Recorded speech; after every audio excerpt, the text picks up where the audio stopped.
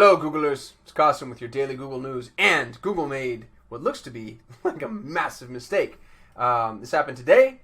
Well, today as I'm recording this, I don't know when you're going to watch it, but Google brought search terms back.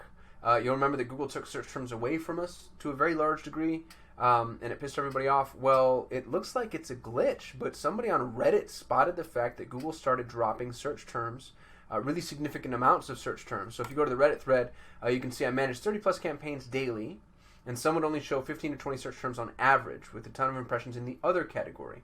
I logged in to find 400 search terms, which is insane. And then a bunch of other people were saying the same thing. Yeah, normally have 750, today I have 7,500. Noticing a lot of zero-click, one-impression terms, which is great. So here's the note. It looks like some people still have it, some people don't. It's hard to tell based off of the reporting.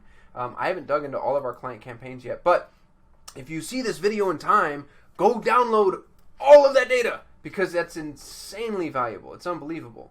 It looks like the Redditors all still have it.